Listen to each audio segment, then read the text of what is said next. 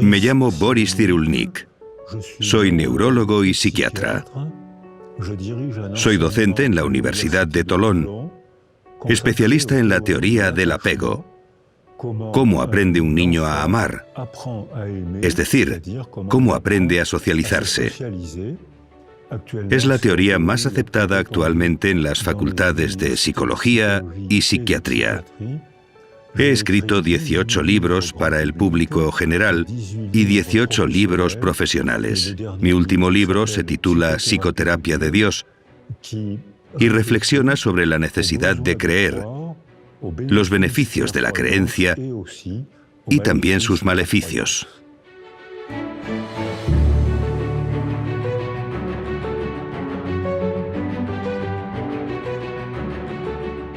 Hola. Hola. Señor Cyrulnik. Me llamo Violeta. Hola, Violeta. Yo soy psicóloga.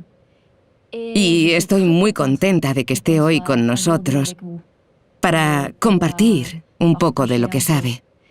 Para empezar, nos gustaría hablar del término resiliencia, por el cual es usted una persona de referencia a nivel mundial. Da la impresión de que, últimamente, el término resiliencia está de moda. Mucha gente habla de él. ¿Podría explicarnos un poco en qué consiste la resiliencia? La definición de la resiliencia no puede ser más sencilla. Es iniciar un nuevo desarrollo después de un trauma. No puede haber una definición más simple. Lo complicado es descubrir qué condiciones la permiten, es decir, la segurización, la recuperación, las relaciones y la cultura. Hay que unir todo esto para responder a esa pregunta. ¿Cuáles son las características de una persona resiliente? Depende de la manera en que se construye la personalidad. Si alguien desde el nacimiento, e incluso antes, ha recibido improntas biológicas que lo fortalezcan, se desarrollará. Y si le ocurre una desgracia, sabrá enfrentarse mejor a ella. Ahí hablaríamos de resistencia. Si alguien está traumatizado y después de la desgracia es capaz de iniciar un nuevo desarrollo, entonces hablamos de resiliencia. Es decir, depende un poco de la persona y mucho de su entorno antes del trauma y de su entorno después del trauma. ¿Cómo podemos ayudar a un niño para que sea más resiliente, tanto en casa como en el colegio? Para que el niño pueda adquirir los factores que le permitirán ser resiliente, de entrada hay que transmitirle seguridad. Primero hay que darle seguridad a su madre. Estadísticamente son las mujeres quienes se encargan de los niños. Por eso tiene que sentirse segura y ella, involuntariamente, transmite esa seguridad, que es lo que da seguridad al niño. También hace falta un entorno seguro, estructurado por la madre y por alguien más, que puede ser el padre, la abuela, la guardería, el hogar familiar. Si el entorno seguro protege al bebé, al niño, cuando llega al colegio, ya ha adquirido el placer de aprender. Y el colegio será para él una aventura, un estrés, un pequeño miedo que será capaz de superar. Volverá por la tarde a su casa y estará orgulloso de sí mismo. Le contará a su mamá lo valiente que ha sido y lo que ha acontecido en el cole. Si ha estado vulnerabilizado porque su madre ha sufrido agresiones, porque ha sido abandonada, porque ha estado enferma, porque la vida puede ser muy difícil. Pero los dos grandes factores que vulnerabilizan al bebé son la violencia conyugal y la precariedad social. Es decir, que si alrededor del niño hay violencia conyugal, quien sufre es el bebé, aunque nadie lo toque. Si los padres viven en la precariedad social, algo que cada vez es más frecuente, Son padres que no están disponibles, no tienen ganas de jugar con el niño, están tristes y el entorno que envuelve al niño no le aporta seguridad. Y por eso vemos grupos de niños que no se sienten seguros, que llegan al colegio y le tienen miedo, no les gusta nada. Estos niños lo tienen difícil para ser buenos estudiantes. No es porque tengan un cerebro peor, sino porque no han sentido seguridad desde que empezó a construirse su personalidad. Hemos hablado varias veces sobre segurizar a los niños. ¿Podría explicarnos a qué se refiere cuando habla de segurizar a los niños? La definición de segurización es crear un apego familiar. Y el apego, el amor, es algo flamante, es fiebre, es ardor, está separado de la realidad. Mientras que el apego, por el contrario, se teje en el día a día, con la forma de hablar, compartir el desayuno, la forma de sonreír, la forma de enfadarse también. Está en la vida cotidiana, pero se va tejiendo en el día a día, por lo que apego no es amor. Pero el apego, una vez creado, se convierte en un vínculo muy fuerte, y los niños se sienten seguros por ese fuerte vínculo, porque es un sentimiento de familiaridad. Sé cómo hablarle a mi madre, sé cómo hablarle a mi padre, sé que cuando mi padre hace esto, no me debo fiar, sé que este gesto lo conozco, estoy tranquilo, estoy en casa, no tengo miedo, sé los comportamientos, sé lo que hay que hacer. Yo, niño, he aprendido a hacer esto. Estoy tranquilo, no angustiado. Aunque haya una adversidad, que siempre las hay en el día a día, sabré cómo gestionarla, no me angustia. Lo que crea esa seguridad en un niño es ese vínculo que se va tejiendo a diario, palabra a palabra, desayuno a desayuno. Las cosas cotidianas crean un vínculo que da seguridad al niño. Hay muchos hogares en que el padre trabaja, la madre trabaja, tienen poco tiempo, todo va muy deprisa, los niños tienen muchas obligaciones, actividades extraescolares. ¿Podría darnos algún consejo para estas familias? Para que sus hijos y su entorno se sientan más seguros. Para que en estas familias haya seguridad, hay una palabra mágica: ralentizar. Y que aprendan a cantar o a hacer deporte con sus hijos.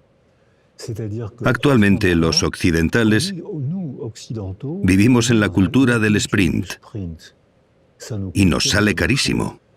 Los bebés estadounidenses tienen cada vez más ansiedad. Los bebés, porque Estados Unidos vive en la cultura del sprint que ha llegado a Europa, menos al norte de Europa. Allí, al contrario, aprenden a montar en bici, aprenden teatro, aprenden a usar la palabra, aprenden la lentitud, aprenden a cocinar. Yo lo he visto en Helsinki. En el colegio hay clases de cocina donde niños y niñas preparan platos e invitan a la clase de al lado. Y te aseguro que los niños lo hacen bien. Es decir, que, por lo tanto, cuando llegan a la edad adulta, son excelentes. En clase, en ciencias, en arte, son excelentes. Hay un 1% de analfabetismo. En Francia estamos entre el 12 y el 15%. Un analfabeto será infeliz toda su vida. El 1% en Finlandia, 12 a 15% en Francia. En los países del norte de Europa había muchos suicidios, probablemente debido a la falta de sol, pero han reducido en 10 años la tasa de suicidio en un 40%, cambiando la cultura. Es decir, que tenemos la posibilidad de intervenir y, por supuesto, hay que ralentizar y divertirse para aprender el arte de vivir. ¿Tienen los profesores en el colegio la posibilidad de ayudar a los niños ante situaciones así? Los países del norte de Europa responden a su pregunta. Es decir, Noruega, Finlandia, Suecia responden a esta pregunta. Allí tienen una estrategia educativa muy distinta de la nuestra, y aún más de los países orientales como Japón o China. En los países orientales hacen sprintar a los niños, y el colegio es tan violento que los japoneses me han dicho que es una forma de maltrato. Los países del norte de Europa hacen lo contrario, ralentizan a los niños y así les dan seguridad. Los niños aprenden a resolver problemas con facilidad, por lo que tienen buena autoestima. Por eso, a los 15 años, cuando hacen las evaluaciones escolares, las pruebas PISA determinadas por la UNESCO, los finlandeses son medalla de oro pese a que ralentizan todo lo posible el desarrollo de los niños. Pero ralentizándolos, les dan confianza y los niños con confianza aprenden a jugar a aprender. Se lo pasan bien aprendiendo. Recuperan el retraso en pocos años y a los 15 años son medalla de oro en las evaluaciones de la UNESCO. Si no hemos adquirido la resiliencia en la infancia, ¿todavía podemos aprenderla en la edad adulta? La resiliencia está en marcha toda la vida, pero los primeros años son muy importantes. Es como una partida de ajedrez. Los primeros movimientos son muy importantes, pero mientras la partida no haya terminado, siguen quedando buenos movimientos. La resiliencia no es la misma cuando somos niños, antes de hablar, cuando somos niños y sabemos hablar, cuando somos adolescentes o cuando somos personas adultas. Los casos que accionan la resiliencia no serán los mismos. La resiliencia funciona mucho peor pasados los 120 años. Ahí funciona peor. ¿Podría dar algún consejo específico para los adultos que quieran desarrollar la resiliencia? El primer consejo es que no se queden solos. Cuando sufrimos un trauma, estamos tan tristes que nos hacemos un ovillo, apretamos los dientes y nos aislamos. Y esto solo agrava, ya que el recuerdo de la herida se refuerza más y más. Solo pensamos en eso y agravamos el sufrimiento. Así que el primer consejo sería luchar contra uno mismo si nos apetece aislarnos. Y sobre todo, hay que hablar o quedar con la gente con la que tengamos confianza. Puede ser la mujer, el marido, la madre, un amigo, un cura, un monitor de deporte, alguien con quien tengamos confianza. Y no tenemos por qué empezar a hablar de inmediato. Primero tenemos que sentirnos seguros, como los niños, y luego, cuando nos sentimos seguros, podemos reflexionar y podemos empezar a hablar. Aunque no hayamos sufrido un trauma grave, hay cosas cotidianas que pueden influirnos. Un divorcio, un despido. ¿Cómo pueden superarse estas cosas? Es imposible hacer un baremo de traumas. Si alguien ha sido vulnerabilizado durante su desarrollo, todo puede convertirse en trauma. Todo puede ser herida. Una mudanza, una mala palabra, porque se le ha vulnerabilizado antes del suceso. Si antes del suceso ha sido reforzado durante el desarrollo, será muy difícil que se traumatice. Hay gente que atraviesa adversidades tremendas y sufren, pero no desarrollan trastorno por estrés postraumático. Y al contrario, hay gente que ha sido vulnerabilizada, debilitada durante su desarrollo por vivir en la precariedad social, por la violencia conyugal, por haber sufrido y no haberlo podido expresar, por haber ocultado el sufrimiento. En estos casos, cualquier suceso puede dañar muy profundamente. La diferencia entre el sufrimiento y el trauma es que ahora podemos ver el trauma mediante imágenes cerebrales. Podemos ver cómo funciona el cerebro. Durante un trauma el cerebro se apaga, no funciona o funciona mal, mientras que en el sufrimiento el cerebro no se apaga. Estás afligido, ansioso, triste, enfadado, pero el cerebro funciona, mientras que en un trauma se ralentiza, no funciona, solo muestra colores apagados, azul, verde, gris. Cuando el cerebro funciona bien porque estamos positivamente estimulados o contentos, el cerebro trabaja y consume energía, y se ve rojo, verde, amarillo, y se desplaza por todo el cerebro. Hablamos de trauma si el cerebro se apaga. Cuando estamos, como en boxeo, KO. Sin embargo, hablamos de adversidad si sufrimos, pero el cerebro sigue funcionando bien. Y funciona bien si ha sido reforzado durante el desarrollo en la infancia temprana. Y al contrario, es frágil si hemos sido fragilizados durante la infancia temprana. No podemos señalar una causa-efecto. No podemos decir que un trauma causa mucho daño. Dependerá de la manera en que nos hayamos construido antes de enfrentarnos a la desgracia o la dificultad. También habla sobre la diferencia entre el trauma y la representación del trauma. Así es. En un trauma se sufre. El sufrimiento forma parte de la condición humana. Estamos dolidos, tristes y sufrimos. Pero después, cuando representamos lo que nos ha pasado, si estamos bien rodeados, si tenemos apoyo y tenemos la posibilidad de reflexionar, de pensar, sufrimos en lo real, pero pronto dejamos de sufrir en la representación de lo real. Pero si nos quedamos solos, solo pensamos en la desgracia. ¿Por qué me ha hecho esto? ¿Por qué he respondido así? ¿Por qué no me defendí? ¿Por qué nadie me defendió? Así agravamos el sufrimiento y nos dirigimos de cabeza a la depresión. Así que depende del apoyo que recibimos después del trauma. Es un apoyo afectivo. No tiene por qué ser un psicólogo. Puede ser un amigo, un cura, el marido, la mujer, alguien en quien confiemos. Pero necesitamos tener apoyo y para eso no debemos quedarnos solos. Hemos hablado de resiliencia. Su historia personal es una inspiración para nosotros, porque a pesar de una situación difícil, lo ha superado todo. ¿Podría compartir con nosotros su historia personal?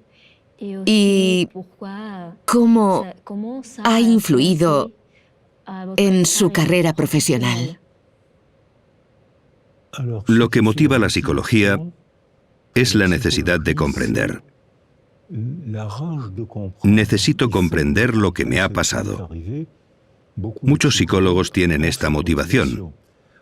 Tienen la necesidad de comprender algo que les ha pasado. Es una buena motivación, pero hay que trabajar, hay que leer, conocer, reflexionar. Es apasionante. Es agotador, pero es apasionante. Nací antes de la Segunda Guerra Mundial. Mis padres eran judíos ucranianos y polacos. Mi padre se alistó en el ejército francés para luchar contra los nazis. Resultó herido y fue arrestado en la cama del hospital por la policía del país por el que luchaba y desapareció en Auschwitz.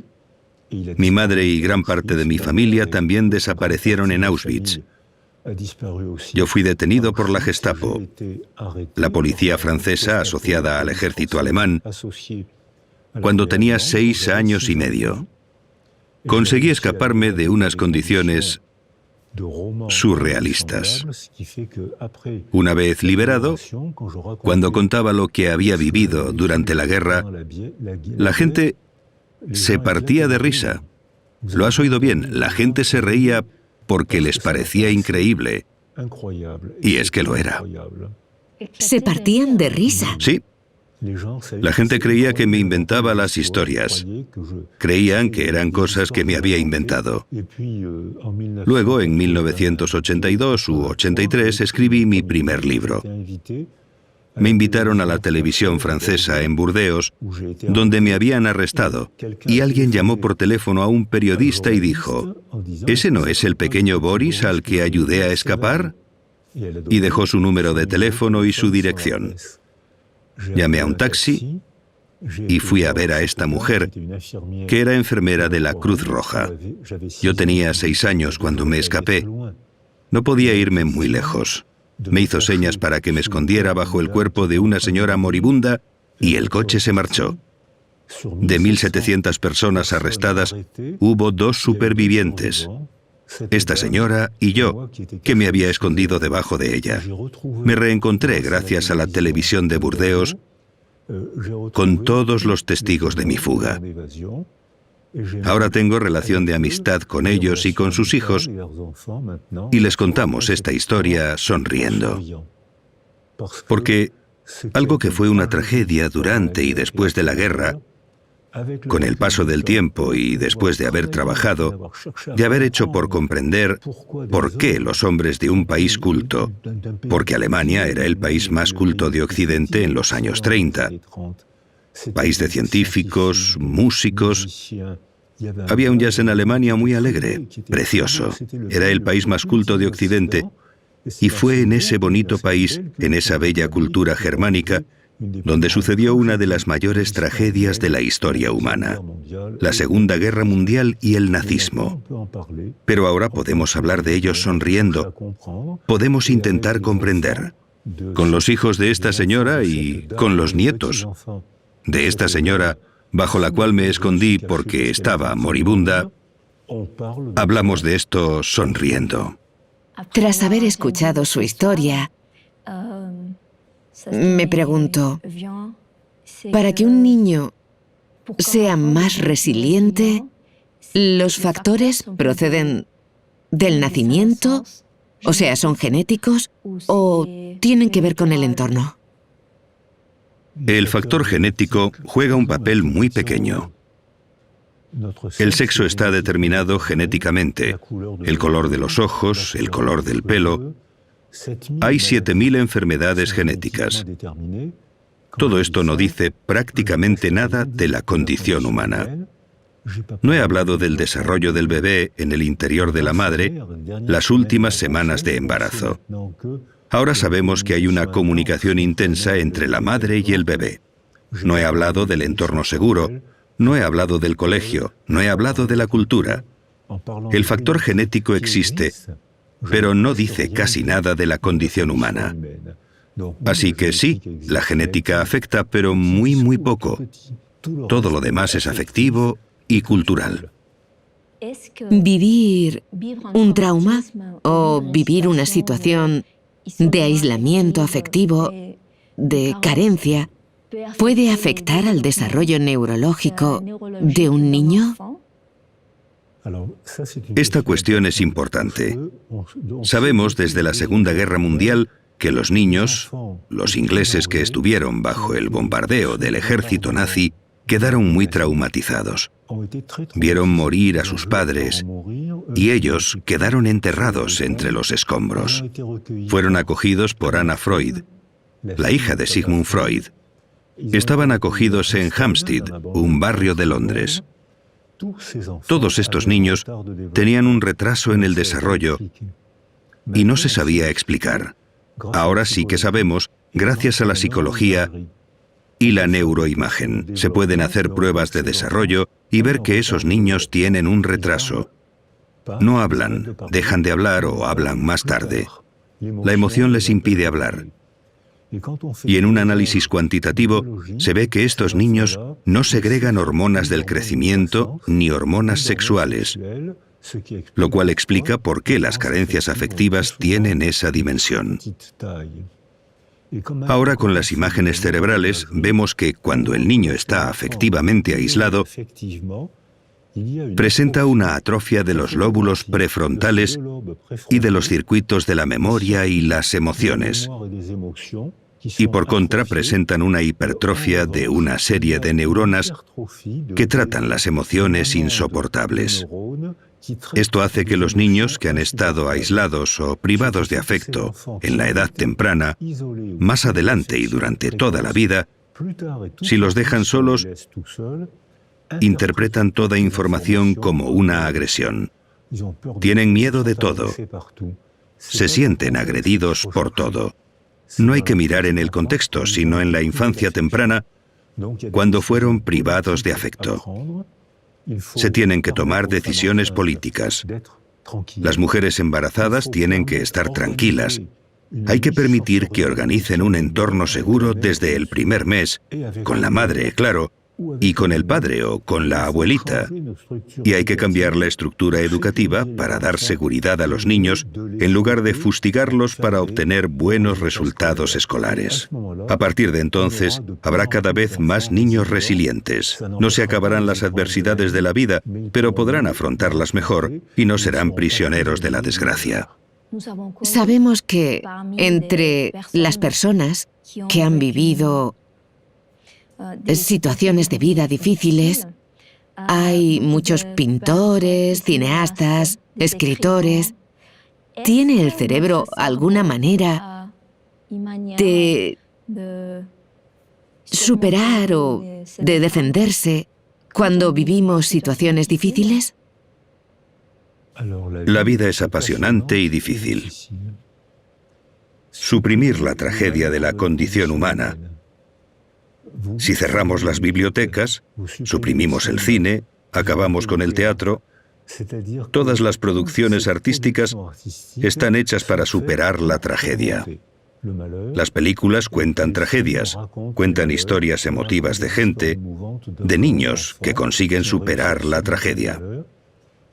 Y para nosotros son maneras de comprender, pero para los dañados, los traumatizados, es también una forma de pedirle al artista que sea su portavoz.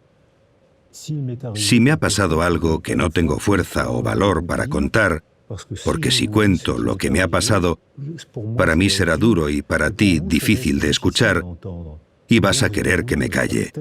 Eso es lo que pasó después de la guerra, la negación cultural francesa, y en España puede que también hubiera, igual que en Alemania, y en todos los países que han vivido tragedias en la historia. La negación es protectora porque nos permite evitar afrontar el problema. Pero esta negación que protege obstaculiza la resiliencia porque no afrontamos el problema. Sin embargo, cuando damos la palabra a los artistas, a los poetas, los cantantes, escritores, cineastas, ahí las emociones están controladas, porque podemos hacer del actor.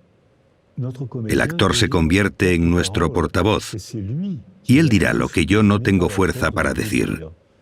El desvío, el alejamiento de la emoción, el control de la emoción, la representación de la tragedia de manera soportable, ya sea con una película, una novela. Así los demás pueden intentar entender sin angustiarse ni sentirse incómodos por la tragedia. Si yo te cuento la tragedia que me ha ocurrido, vas a querer que me calle porque te incomodará. Y me dirás, bueno, ya pasó. Pero no, no ha pasado. Está grabado en mi memoria. Puedo callarme. Si me pides que me calle, yo me callo.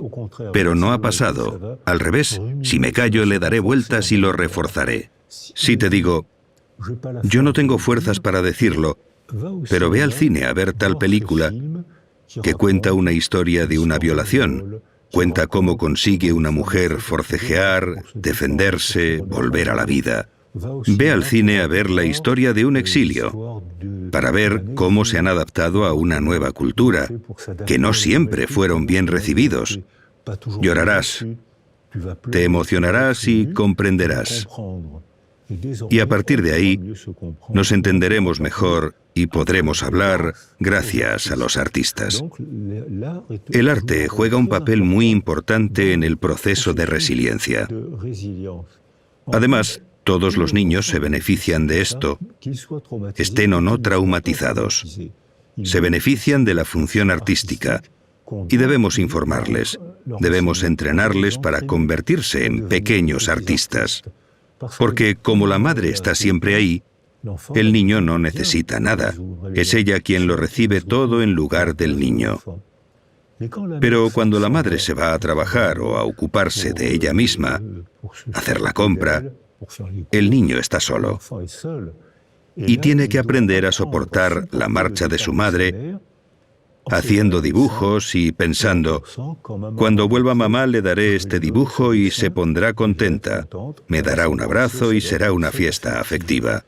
Después, si mamá se va, si mis amigos se van, lo contaré, escribiré un relato. Lo comprenderán. Es verdad que necesitamos una carencia para volvernos creativos. La carencia invita a la creatividad. En un niño totalmente aislado, su cerebro estará dañado y no podrá ser creativo. Pero un niño demasiado protegido tampoco invita a la creatividad. Entonces la madre, el padre, tienen que estar ahí para darle seguridad y de vez en cuando considerarse a sí mismos como personas para dejar un espacio vacío al niño, para que el niño dibuje, invente un cuento, una novelita, para esperar el retorno de la madre. Es la carencia lo que invita a la creatividad. Entonces, cuando habla de resiliencia, también habla de altruismo. ¿Existe una relación entre el altruismo y la resiliencia? Hemos leído que hay mecanismos de defensa psicológicos positivos. ¿Puede hablarnos un poco del altruismo y estos mecanismos? Cuando hemos vivido una tragedia, estamos a la defensiva. Necesitamos defendernos. Y cuando retomamos nuestra vida y sufrimos menos, muy a menudo a la gente le nace un deseo altruista. Tienen ganas de ayudar a otros, porque saben lo que es el sufrimiento. Muchos psicólogos se hacen altruistas porque han tenido un problema, un sufrimiento en la infancia que los lleva a... Les interesa el mundo de los otros. Cuando trabajé en el Congo con los niños soldado, cuando les preguntaba qué querían ser de mayores, casi todos me contestaban que querían ser periodistas o médicos. ¿Por qué periodistas? Porque tengo que contar esto. Tengo que dar testimonio de lo que ocurre cuando un niño se transforma en soldado. ¿Y por qué médicos? Porque sé lo que es el dolor y quiero aprender a proteger a otros niños del dolor. El altruismo es un mecanismo de legítima defensa para combatir el dolor. Muchos médicos, psicólogos, asistentes sociales conocen este proceso que es bueno, es moral, porque invita a entender y a compartir con alguien lo que hemos entendido. Pero, igual que las madres que deben estar ahí, pero no siempre, el terapeuta, el cura, deben estar ahí, pero no siempre. Es decir, que es necesario que el niño se vea invitado a la creatividad y que lo hagamos coautor de su desarrollo.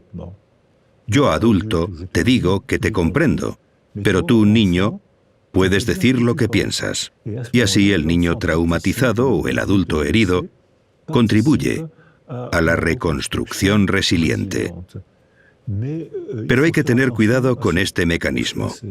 Hicimos una encuesta en Tolón, donde yo vivo, en la que contrastamos que el 50% de los enfermeros y el 50% de los psicólogos tienen depresión por agotamiento profesional. Porque cuando te centras demasiado en el otro, acabas por descuidarte tú. Por eso a mis estudiantes les digo, ¿queréis ser médicos y psicólogos? ¡Bravo! Pero, ¿qué más vais a hacer? ¿Cómo que qué más? Preguntan. Claro, si eres psicólogo, apúntate a un coro y aprende a cantar o a un equipo de fútbol. Haz algo más para preservarte tú, porque tú eres una persona también. No debes sacrificarte por otro. Ayudas a los demás porque es tu vocación, es tu formación, y está muy bien que ayudes a otros. Pero tú también eres una persona, y si te despersonalizas, caerás en depresión y no les serás útil a los demás. Cuando habla de altruismo, entiendo que habla también de empatía. ¿Hay diferencia entre el altruismo y la empatía? Efectivamente, la empatía es la capacidad de descentralizarse uno mismo para representar el mundo de otro. Los niños privados de afecto y los niños aislados sensorialmente, si no tienen a nadie, no pueden aprender empatía. Si solo se tienen a sí mismos, se balancean, se vuelven grises, se hieren, se dan cabezazos contra la pared, se mutilan en la adolescencia. Si no hay alteridad, uno mismo es su única alteridad. No hay altruismo porque no hay empatía, debido a la carencia afectiva precoz, muy precoz. Hay pedagogía de la empatía. Si creamos un entorno seguro para el niño, una vez se sienta seguro, aprenderá a descubrir al otro. Pero solo puede ocurrir si se siente seguro. Entonces se interesará por el otro e iniciará un proceso de altruismo. Como me contaban los niños soldado, como sé lo que es el dolor y sé lo que hay que hacer, voy a ser altruista. Es un camino sistémico. Es un sistema, no una causa que explica un efecto. Es todo un sistema que evoluciona y está constantemente sometido a las presiones del entorno. Así desarrollamos la empatía y aprendemos el placer de descubrir el mundo mental de los demás, otras religiones, otras culturas, y ver que son interesantes. Pero esto obliga a viajar, a leer, a conocer. Es apasionante y agotador. ¿Podría explicarnos, para los niños, en los colegios, en la sociedad actual, aunque no hayan vivido traumas graves, cómo podemos trabajar con ellos la empatía? Por parte de los profesores, el centro educativo, los padres. Eso es lo que nos pidió Macron, el presidente de Francia. Le enviamos no hace mucho un informe sobre jardines de infancia que fue muy bien recibido por el presidente, los medios, los periodistas y las familias. Hay que introducirlo en el colegio, en las guarderías incluso. Nosotros trabajamos con músicos, musicólogos y neurólogos asociados.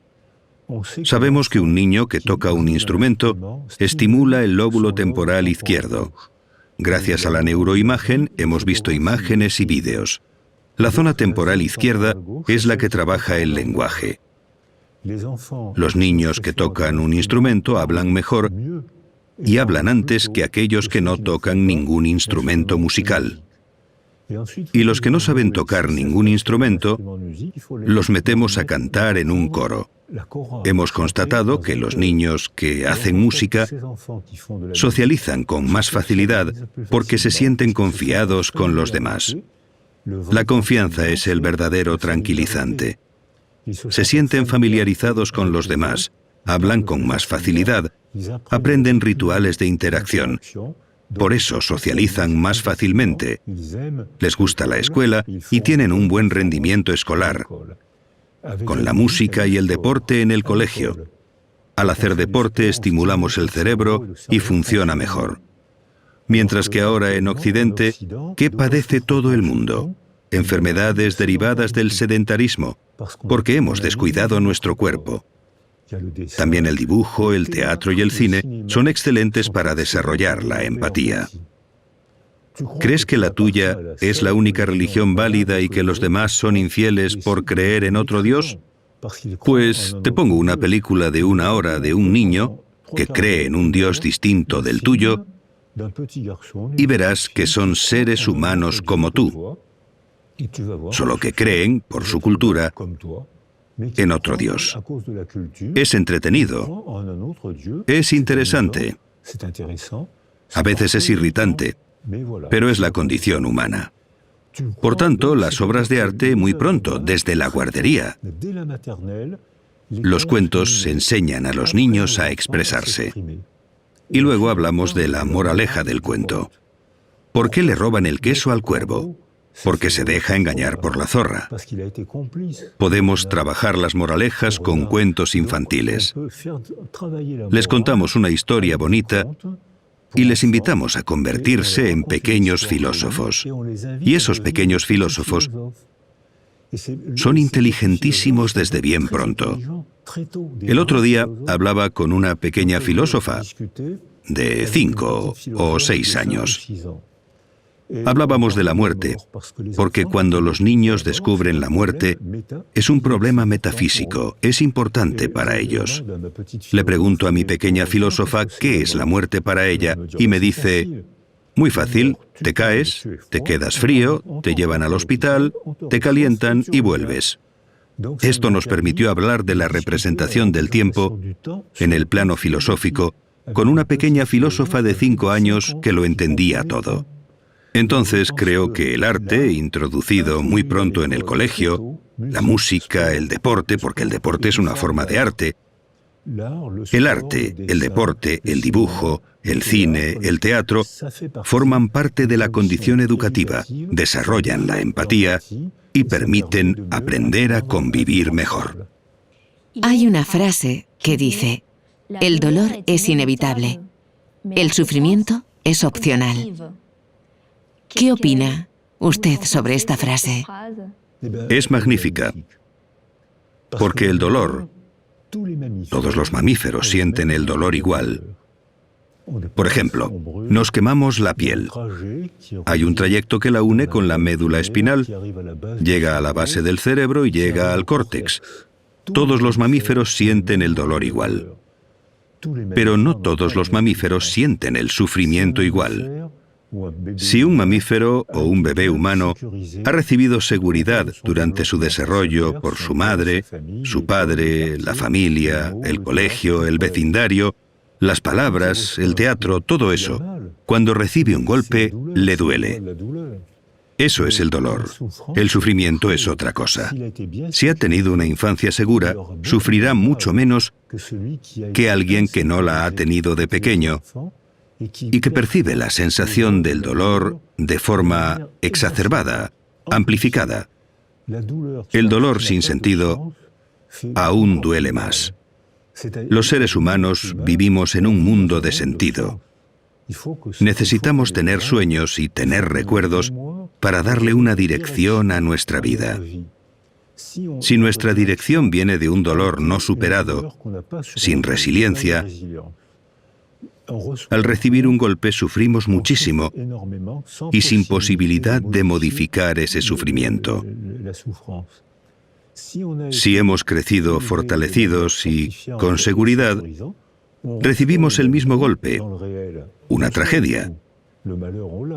Pero hemos aprendido a ser más fuertes que el sufrimiento, que el dolor, y entonces sufrimos menos. Sufrimos una sola vez, como los animales. Y además, si hacemos algo con ese dolor, ese sufrimiento, habremos transformado el sufrimiento en obra de arte. Entre los artistas, entre la gente del cine, se da un número inusualmente alto de niños privados de afecto que se refugian en el cine, que hacen películas muy bonitas y emotivas, porque, al haber sido heridos, han encontrado un medio para transformar esa herida y convertirla en producción artística. La mayoría de las obras de arte son confesiones autobiográficas. Me gustaría que hablásemos de una cuestión de actualidad. Ahora mismo, en nuestra sociedad actual, hay guerras, hay conflictos políticos, distintas migraciones, hay gente que sufre y hay mujeres embarazadas que también sufren. ¿Puede esto afectar al desarrollo del niño que todavía no ha nacido, igual que a la gente que ha sufrido?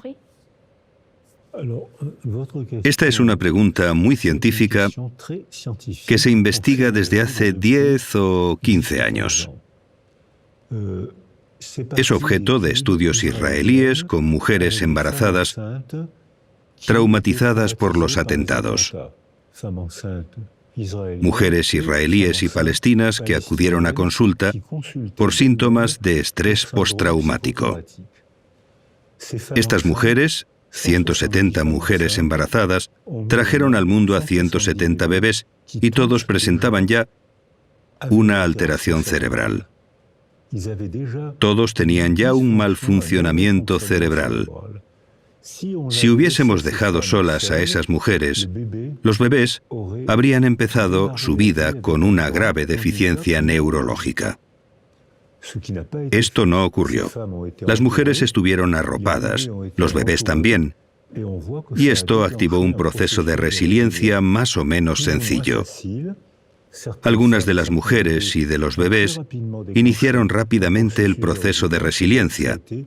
Para otras fue más difícil y otras no pudieron. Este fue el primer trabajo que se llevó a cabo en Tel Aviv.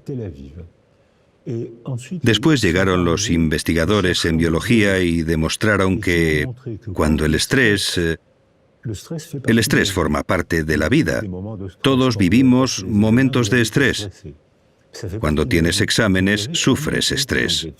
Forma parte de la vida, pero superas ese estrés y te enorgulleces por ello. Forma parte de la vida y no debemos privar a los niños del estrés.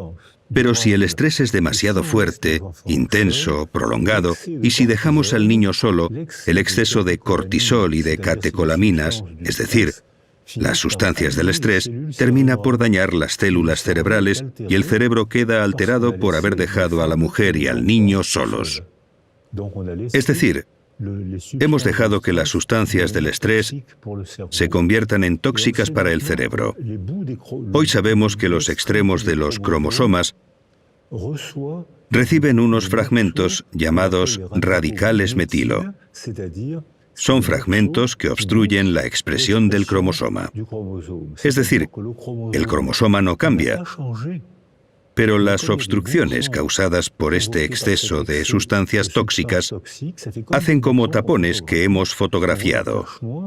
Se ven manchas negras. Una cinta genética sana, con obstrucciones, no se expresa igual en absoluto. Por eso, no podemos señalar que el problema sea innato o de adquisición, porque la cinta de cromosoma no se ha modificado. No es una mutación, es la misma cinta.